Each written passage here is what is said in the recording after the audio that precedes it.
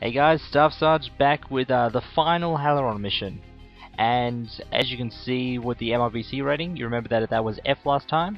That's because I went through the mech lab and the free market, and I had to fast forward time by a week to get all the repairs to my mechs done, because I was actually out of chases. But we're all sorted now, so we're going on to Halloran Offshore B. Looks like the Hornet's Nest is busted wide open. Admiral Carrington is calling for the complete destruction of the Transpax coastal facility Deneb. He's enlisted mercenary mech support from the remaining Black Cobras.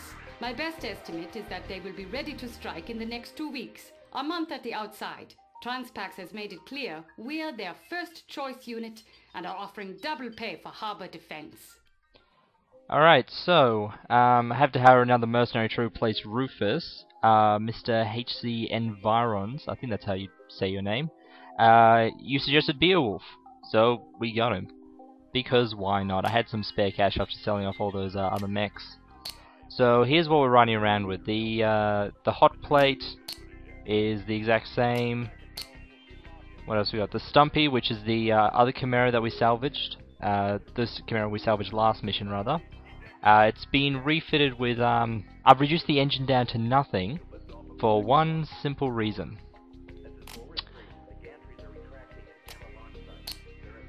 LRM-20s. Yeah, it's going to be our temporary missile boat until we can get something proper. Also a couple of machine guns and lasers just as backup.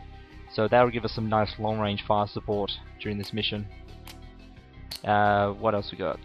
The other mechs, so Buckshooter is exactly the same. I replaced the large laser, so no other changes other than that. The Hellspawn, exactly the same, no more changes. The Owens, again, broken record here, exactly the same. I mean, generally once I modify a mech, I just leave it as is. However, what we do have is the Wolfhound, which has been renamed Robocop, as someone requested. And it's equipped with pulse lasers and regular lasers, so it's got a fair few heat sinks, but not enough for constant firing, but it should be able to pour on a fair bit of laser fire anyway. It's also still fairly quick. As you see, we still got our bushwhackers, which I had to fast forward by a week, so now they're no longer crippled. And that extra Chimera I got.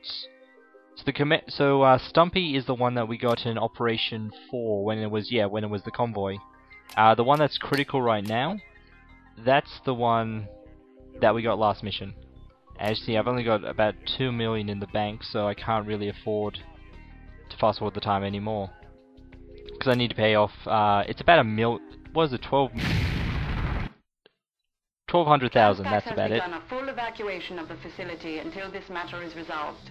A skeleton crew is manning Deneb control and has the Calliope grid patched up and functional. Deneb, this is Spectre. You on the comm? Affirmative. This is Corporate Officer 2nd Class Smidlin. Lowest brass on the totem pole, eh? Don't worry, Smidlin. We aren't looking to lose this fight. Roger. I have the Calliopes online. Radar given mostly static. I have a good SATCOM link. I'll provide positional data for the operation where I can. Alright. So, again, with the whole logistics thing out of the missions, you need to make sure you have enough money for the weekly pay and to actually deploy forces. We're expecting combined naval and mech aggressors. Beowulf, ready up. Bad guy, 900 meters. Oh god, why haven't I hired this guy before? Goons, I owe you one. You have suggested an awesome pilot. So much better than Rufus. So once again, they open up with patrol boats. Fire the lasers, they die. Ooh. Hang on a sec.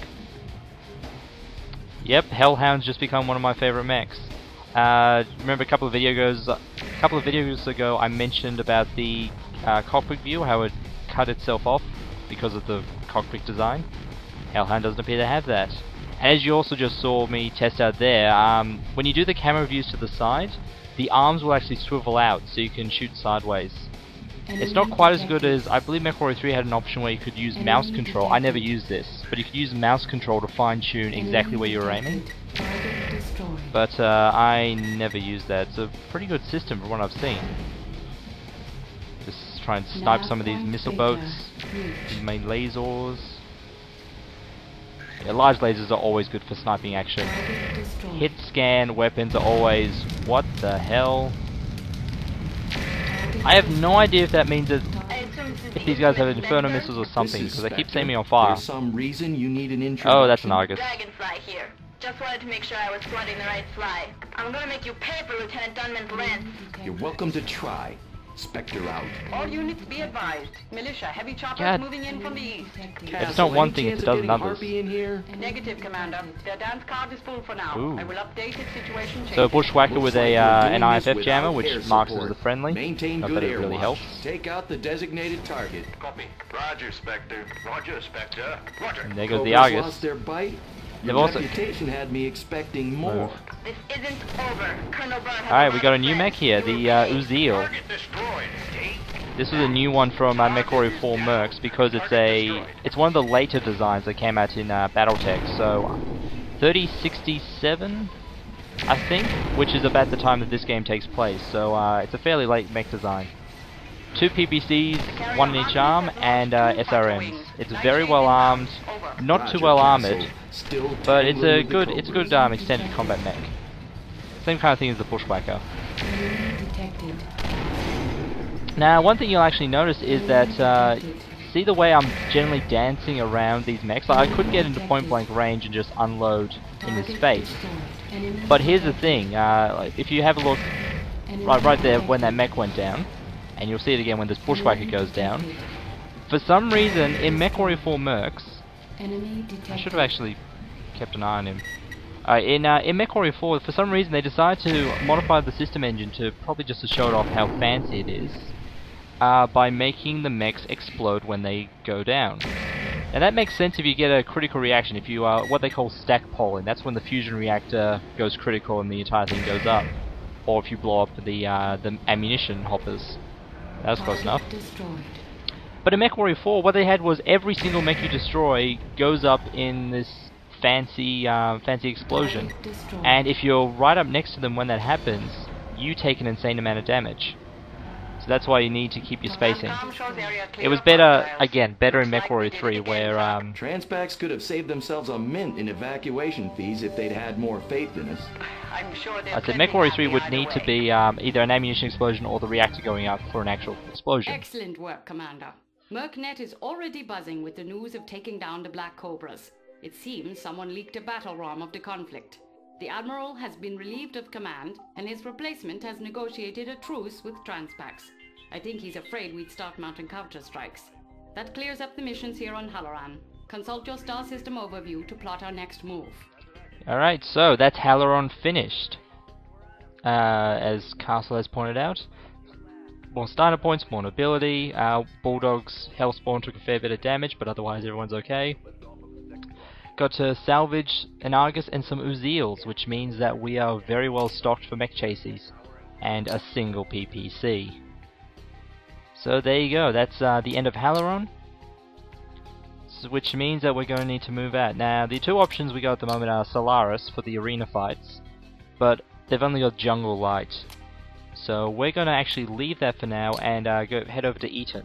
We do the convoy capture. I know that there's going to be a few more missions as well. The jump isn't cheap and it takes 2 weeks, but we got the money to spare.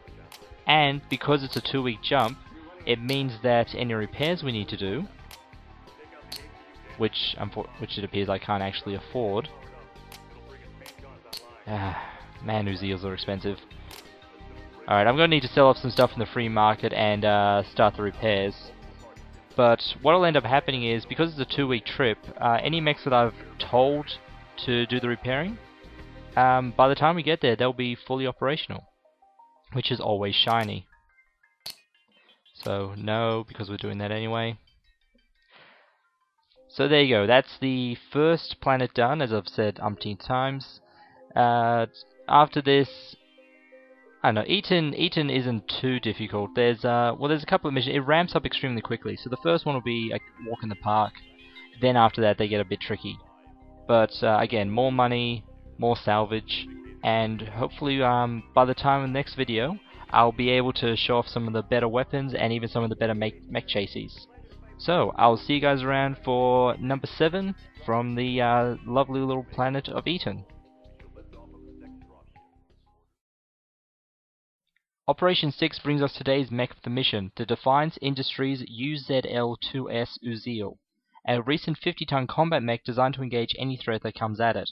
Equipped with a pair of PPCs and a large number of heat sinks, the Uzil can tear apart both mechs and vehicles with few problems, while an SRM launcher and machine guns are there for backup. It carries an average amount of armor for its weight, but this is made up for by a powerful engine allowing it to reach 100 km an hour, in addition to a set of jump jets to further improve its mobility. All up, the Uzil is a great all-rounder, somewhat lacking in both armor and firepower, but with a capable pilot it can take on almost any other medium mech and come out on top.